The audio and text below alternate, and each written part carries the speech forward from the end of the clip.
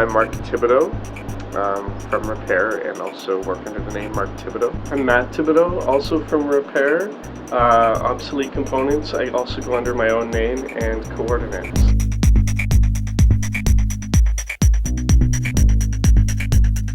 I loved Duran Duran when I was a kid, and Nick Rhodes always had these keyboards, and there was like a Fairlight and a Jupiter 8. I didn't know what the hell they were, and I thought that it looked pretty damn cool to see him up there on stage playing this keyboard with all these flashy switches and this white keyboard with this crazy monitor with these waveforms on it.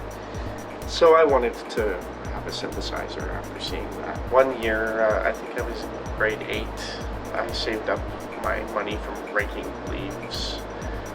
The neighbors, my grandma's, wherever, and I bought this synthesizer. And there was no memories. It was at the local music store for $100, and I loved it. As soon as I got it, I'm like, this thing is incredible. Like, you can just make every sound that you want. Any idea that you have, you can just sit and spend hours and just get lost. I followed in the footsteps. I decided, well, I had to have one of my own as well, and so then I got the Moog Prodigy, which is this synthesizer up here. At the time, actually, it was so much cheaper to buy one of these secondhand than it was to go and fork out $2,000, $3,000 to get the biggest, best digital synthesizer sampler that you could get at the time. So our option was, what do we get secondhand that can make cool sounds and we can learn from? Eventually, when we moved here, I started to work at this music shop called Songbird Music, which was a secondhand synthesizer shop. And that got me into some trouble.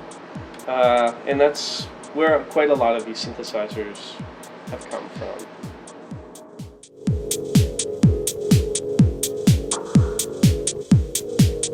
The reason why there's so many different brands here is they all have something special about them.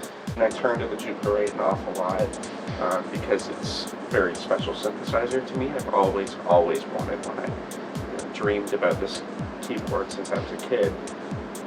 And then, so I get instantly what I need out of it right away. So that I could say that would be my favorite, but then I think, oh, well, no. The 2600 is amazing. It's a quirky, weird synth, and you don't have to do a whole lot to get it to make a strange noise.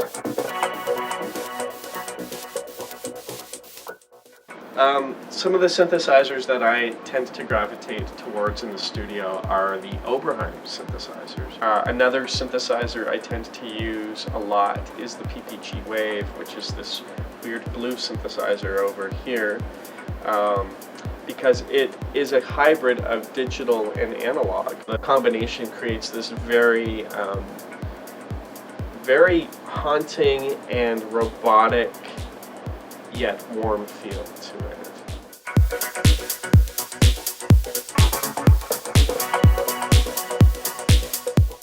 Our record label is Obsolete Components. We're just working on trying to be as unique as possible. We don't want to stick to necessarily being 4 on the floor or techno. Like, there's some ambient elements.